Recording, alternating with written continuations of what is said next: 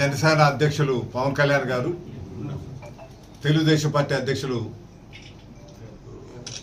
చంద్రబాబు నాయుడు గారు కలిసి ఈ రాష్ట్రంలో పొత్తులపై వివిధ దశల్లో కలిశారు. నిన్ననే వీటి మీద మొదటి లిస్టు ప్రకటించడం జరిగింది. శాసనసభలో పోటీ చేసే అభ్యర్థుల పేర్లు రెండు పార్టీలు ఏకాభిప్రాయంతో తీసుకున్నటువంటి నిర్ణయంగా వారు నిన్న ప్రకటించడం జరిగింది.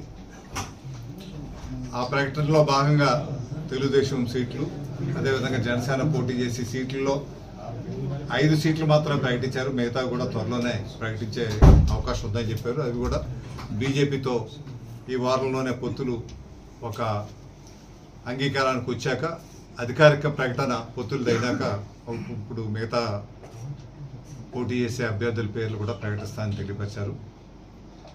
నేను మొదటి నుంచి కూడా చెప్తా ఉన్నా, ఈ రోజైతే ఏవైతే లిస్టులు ప్రకటించారో వాటి మీద చెప్పడం జరిగింది. ఇప్పుడే నేను పార్టీలో రావటం, పవన్ కళ్యాణ్ గారితో మాట్లాడి వారి తాలూకా ఏదైతే పోరాటం ఉందో ఆ పోరాటానికి వారి పిలుపు మేరకు సంపూర్ణ మద్దతు తెలియపరచాలని, ముఖ్యంగా పార్టీకి పనిచేయాలనే ఆలోచనతోనే పార్టీలోకి రావడం జరిగింది.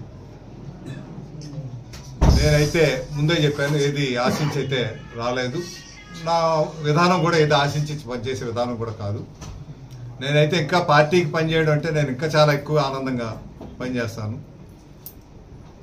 అదేవిధంగా మరి వారు వ్యక్తిగతంగా వారి చాయిస్, వారి అభిప్రాయం మేరకు వారు ఏదైనా తీసుకుంటా ఆ నిర్ణయానికి స్వాగతిస్తామని తెలియపరచడంలో భాగంగా నిన్న ప్రకటించినటువంటి కార్యక్రమాలు ఏదైతే ఉన్నాయో దానికి వారి ఆలోచన విధానాన్ని రూపకల్పన చేసే విధంగా పోటీ చేయాలనే నిర్ణయానికి వారు రావటం జరిగింది, చేయించాలని దానికి పూర్తి నా అంగీకారం తెలియపరుస్తూ, ఇందులో భాగంగా ఇప్పుడు ఈ గత చాలా సంవత్సరాలుగా మా అనకాపల్లి అసెంబ్లీ నియోజకవర్గ కన్వీనర్గా మన పరుచూరి భాస్కర్ గారు చాలా సేవలు అందించారు ఈ ప్రాంతానికి.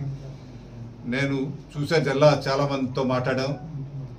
ఇక్కడ అనకాపల్లిలో బూత్ స్థాయి కమిటీల నుంచి వార్డు కమిటీల వరకు, గ్రామ స్థాయి కమిటీలు, అన్ని లెవెల్స్లో కూడా కమిటీలు అవి వేసుకొని ఒక సిస్టమేటిక్గా మేము గతంలో కూడా మాట్లాడుకున్నప్పుడు వారందరితో కూడా కూర్చొని మాట్లాడుకోవాలని అనుకున్నాం. ఈ లోపల నాగబాబు గారు వచ్చారు, పర్యటన అయిపోయినా పెట్టుకుందాం అనేసి అనుకోవడం జరిగింది.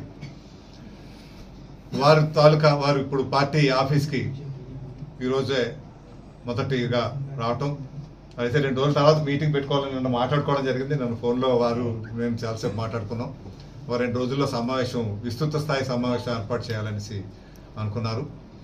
మేమైతే పార్టీలోకి ముందు వెళ్ళి వారికి పూర్తిగా నా అభినందనలు తెలియపరుస్తూ వారి తాలూకా పూర్తి సహాయ సహకారాలు పార్టీ గెలుపుకి, తెలుగుదేశం జనసేన గెలుపుకి వారి కృషి, వారి సహకారం కావాలనేసి కోరుతూ అందుకు ఈరోజు వారిని వ్యక్తిగతంగా కలుసుకోవడానికి రావడం జరిగింది. సంపూర్ణమైన పార్టీ తీసుకున్న నిర్ణయాలకు ఎప్పుడు కూడా మేము వేరేగా మాట్లాడేది లేదు. తప్పనిసరిగా పార్టీ నిర్ణయాలు కట్టుబడి పార్టీకి చేస్తామనేసి వారి నిన్న కూడా మాట్లాడడం జరిగింది. మొదటి నుంచి కూడా నేను రాజకీయాల్లో బహుశా సుమారు 10-15 సంవత్సరాలు 20 సంవత్సరాల నుంచి చూస్తున్నా వీరిని. అంటే ప్రత్యక్షంగా లేకపోయినా పరోక్షంగా వారి పాత్ర తెలుసు. ఎటువంటి పాత్రలు మీ అందరికీ తెలుసు, నాకు తెలుసు. గెలుపుకి ఏం చేయాలి వెనకుండా అన్న దానికి, ఏ రకంగా చేస్తే గెలుపు సుసాధ్యం అవుతుంది అన్న దానికి పరుచూరి భాస్కర్ గారిని చెప్పొచ్చు. ఎందుకంటే గత ఎన్నికలు చూసాం, నేను వ్యక్తుల పేర్లు చెప్పను కానీ గత ఎన్నికల్లో చూసాం ఏ రకంగా ఆ వ్యక్తులు గెలుపుకి పైకి కనిపించకుండా, పైకి రాకుండా ఏ రకంగా దోహదపడ్డారో అన్నది చూసాం. వారి పూర్తి సహకారం పార్టీకి, నాకు పూర్తిగా అందిస్తారని వారిని కోరుతూ, ఈరోజు ఈ ఎన్నికల్లో జనసేన టీడీపీ ఒక వారంలో తెలిసేటట్టు ఈ బీజేపీ పొత్తు చాలా అవసరం. ఈ 3 పార్టీలు కలిపి పోటీ చేయటం వల్ల రాష్ట్రంలో ఒక సౌహృద్భావ వాతావరణం వస్తుంది. మళ్ళీ ప్రజాస్వామ్యాన్ని నిలబెట్టుకోగలిగే పరిస్థితి వస్తుంది.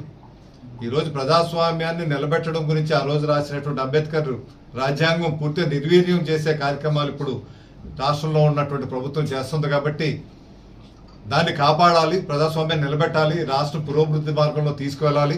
రాష్ట్ర యువతకు మంచి భవిష్యత్తు ఇవ్వాలి, పరిశ్రమలు రావాలి, వ్యవసాయం బాగుండాలి, మీకు నీటిపారుదల ప్రాజెక్టులు పూర్తి కావాలి, అదేవిధంగా స్టీల్ ప్లాంట్ లాంటి పెద్ద ప్రాజెక్టు మనం కాపాడుకోవాలి, పోలవరం లాంటి ప్రాజెక్టు పూర్తి చేసుకోవాలి. ఉత్తరాంధ్ర సుజల శ్రవంతి ద్వారా ఉత్తరాంధ్రకి 8 లక్షల ఎకరాలు సాగునీరు ఇచ్చే బృహత్తర కార్యక్రమం, రైల్వే జోన్ కానీ, అక్కడ అమరావతిలో రాజధాని కానీ, ఇవన్నీ కూడా పూర్తి కావాలనేటువంటి ఆలోచనతోనే పవన్ కళ్యాణ్ గారు ముందు నుంచి కూడా బీజేపీతో పొత్తు అవసరం, ఈ రాష్ట్రం అభివృద్ధి చెందాలంటే బీజేపీ సహకారం అవసరం అని వారు నమ్మి తెలుగుదేశం వారితో కూడా ఆ విషయం చెప్పి ఇప్పుడు అదృష్టవశాత్తు ఈ 3 శక్తులు కూడా సమీకరణ అయి ఒక త్రిమూర్తిల్లా వీళ్ళు ముగ్గురు ఈ రాష్ట్రాన్ని ముందుకు తీసుకెళ్తారు. తప్పనిసరిగా మన స్టీల్ ప్లాంట్ మళ్ళీ కాపాడుకోగలుగుతాం, పోలవరం ప్రాజెక్ట్ పూర్తి చేసుకోగలుగుతాం, అమరావతి రాజధాని పూర్తి చేసుకోగలుగుతాం, అదేవిధంగా ఒక ఉత్తరాంధ్ర సుజల శ్రవంతి పూర్తి చేసుకొని రైల్వే ప్రాజెక్టులు కూడా ఇటువంటి ఏవైతే ఉన్నాయో వెనుకబడినటువంటి జిల్లాలు ఏవైతే ఉన్నాయో 7 జిల్లాలు రాష్ట్రంలో, రాయలసీమ 4 జిల్లాలు, ఉత్తరాంధ్ర 3 జిల్లాలు, ఈ 7 జిల్లాలు కూడా సమగ్ర పురోభివృద్ధికి దోహదపడేటువంటి మంచి నాయకత్వం మరి పవన్ కళ్యాణ్ గారిలో ఉంది. వారి నాయకత్వాన్ని బలపరచాల్సినటువంటి అవసరం ఉంది.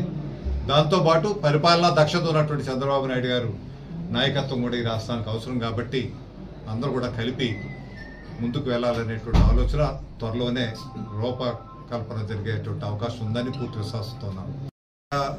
ఇంకొక 10 సీట్లు ఇంకా వస్తే మంచిదనేసి నా ఆలోచన. కనీసం ఎందువల్లంటే చంద్రబాబు నాయుడు గారు కూడా ఒక పెద్దన్న పాత్రలో ఈరోజు రాష్ట్ర సంక్షోభంలో ఉంది కాబట్టి ఈ సంక్షోభం నుంచి బయటపడాలంటే నిస్వార్థంగా అందరూ కూడా కలిపి ఈ ప్రభుత్వాన్ని కోకట వేలుతో పెకిలించాలన్నటువంటి ఆలోచనతోనే పవన్ కళ్యాణ్ గారు నిస్వార్థంగానే మద్దతు తెలియపరిచినందుకు ప్రత్యామ్నాయంగా తెలుగుదేశం పార్టీ నుంచి కూడా పూర్తి స్థాయిలో మద్దతు ఉంటుందనేసి అయితే పూర్తి విశ్వాసం ఉంది.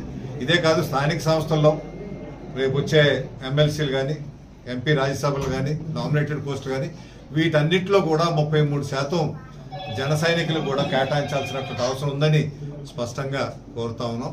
ఆయన పెద్ద మనసుతో ఇది కూడా అంగీకరిస్తారని అనుకుంటాం. ఇంకా ఇక్కడతో చర్చలు పూర్తి అవ్వలేదు, ఇంకా ఉన్నాయి. బీజేపీతో కూడా మాట్లాడాక ఇవన్నీ విషయాలు కూడా త్వరలోనే వస్తాయి. 2019 ఎలక్షన్లో నేను తెలుగుదేశం పార్టీలో లేను, కానీ రాష్ట్రంలో ఇప్పుడు పరిస్థితులు వస్తాయి అనే ఆలోచనతో అప్పుడు తెలుగుదేశం పార్టీ మద్దతు ఇచ్చి అప్పుడు ఇక్కడ అప్పుడు ఆనంద్ గారు పార్లమెంటుగా పోటీ చేశారు, గోవింద్ గారు, ఇక్కడ రమేష్ గారు, వీళ్ళందరికీ కూడా మద్దతు ఇచ్చాం, తిరిగాం. వాళ్ళ గెలుపు కృషి చేయడం జరిగింది. ఆ రోజు టికెట్ రాలేదని వెనక్కుండలేదే, వాటిలో లేకపోయినా చేసాం. అదేవిధంగా అంతకుముందు ఎలక్షన్ వెళ్తే 2014 అప్పుడు ఈయనున్నారు, మన ఎంపీగా వచ్చారు అమర్ గారు, ఆయనకి పూర్తిగా మద్దతు ఇచ్చాం. నేను పోటీ చేయలేదు ఆ ఎలక్షన్లో, అయినా సరే ఆయన పూర్తి మద్దతు ఇచ్చాం. అదే ఇంకా వెనక్కి వెళ్తే